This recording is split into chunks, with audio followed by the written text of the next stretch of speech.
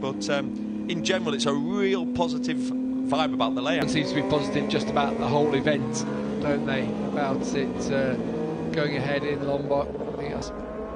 I suppose in a way there'll be support for all the Southeast Asian riders. As Sam Lowe got to keep the bike there, you can't let it drift too wide because then you have to fire it across, and this is where they start to pick up pace around the track. I thought we might be able to see it, but we're not going to, as we switch back to the Aspar garage, and we hitting him, as you can imagine. I went out, had lunch with Jake and Sarah, his lovely wife, and we met up with Sasaki-san Ayumu, which was quite nice to spend a bit of time with him because I've ranch probably about 4 years ago. So yeah, he seems like good fun, does Jake. He's done some heat training. I don't know if he's mentioned that already. He has been at the Loughborough University working with everybody, but that's in hindsight. You watch the race back, but as you know, Charlie, it's split-second decisions at the time. Well, when we see Jake, he always looks so happy and so ebullient, but how would he, what's he like behind the scenes? How will he deal with that performance? How would you expect him to perform this weekend? A great character to be around, but he's also you're going to laugh at what I'm going to say, but you might see, let's say, the clown side of Jake and think that he maybe doesn't take this racing serious enough, but he's incredibly dedicated, and like I said, he's hard on himself. So he's I've been doing my own heat training, got the heating up to the max, got the fire on. I definitely haven't, not with energy prices. I'm sat here wrapped up in a hoodie and blanket. So, Gav, I always remember talking to Leon. People's spending a lot of time in saunas. I saw the Marquez brothers were doing something similar over in Spain before heading here. I wonder what Celestino Vietti's been doing after his victory last time out. First win in the Moto2 class for Celestino. And how he's prepared for this weekend. I know Zonta van der Gerberg, there he is, 16 years back. Village, and you can see Jurgen van der Gerberg and his son Zonta, and they've both got massive smiles on their faces. You can tell they're living the dream, and he must be so proud for his 16-year-old son to be in Moto2. I was talking to him actually next year, so he said it was like now or never. We had to make the jump, and he said, to be honest, he's sort of not ready for it. And I'm impressed with what I'm seeing so far, because in Qatar he wasn't a million miles off the pace at all. So he's a nice tall lad, so that's going to work for him on the Moto2 bike. Tall, lean and lanky. So yeah, but he's definitely living the dream, Gav.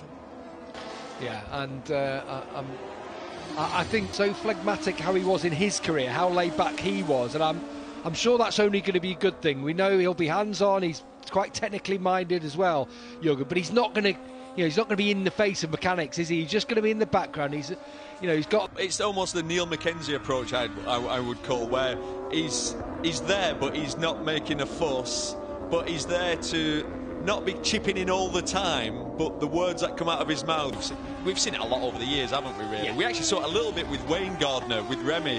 There were points in certain teams where Wayne, and you can't blame him, but was getting a little bit too much involved. So it's a fine line, it's a balance. We're having a look at Pedro Acosta here. There was a lot of focusing on him in the race in Qatar. We saw quite a bit of him actually coming from way down the field. He was dropped down like Jake Dixon in the first corner, and in the end Acosta was that little bit further back, but was the top rookie last time out when he made his way through to 12th position behind Aaron Canet, who of course finished second to Vietti last time.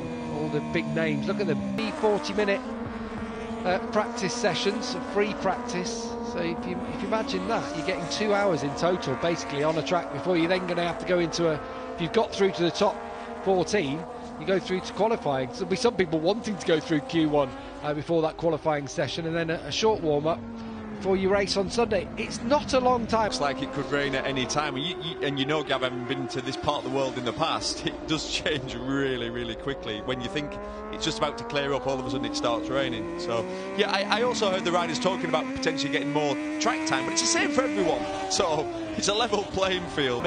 But it's one of those, this is a golden opportunity for him. Earlier to Taylor Mackenzie and Josh Watley, it's a great opportunity, isn't it? You come to a track where actually you're not at a disadvantage. I just wonder in terms of how much Michael was saying, speaking to a MotoGP team, I wonder if, for example, the VR46 team, who obviously are in this class and in MotoGP, what data, what in terms of data? But from the test here, it's a setup like Mugello, or I'm using that as an example, or it's like Valencia. But as you know, in this class, as you can see, the track's drying out. So hopefully by the end of the session, it'd be nice to see the riders put some slick tyres on and get some really important data. So there is Celestino Vietti. You might see just a few patches of dry track out there, but quite sketchy conditions. Pin flows said they're lying in their camper van at Breen Sands, drinking tea and watching the bikes. That is living the dream, absolutely, down there. Dave, where are they? Mow late to get over there, unfortunately. But thanks to the wonders of technology, I can join everyone over there in Indonesia from my front room. And Lisa wants to know if I'm in my PJs, and no is the answer.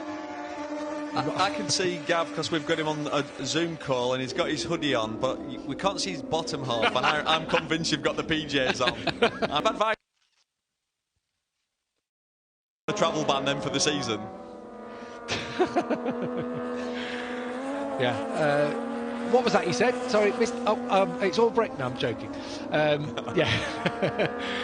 No, he's honestly, being on site, as you'll be able to testify, we're just getting that white flag with a red cross, so there are spots of rain around the track. That's one thing to bear in mind.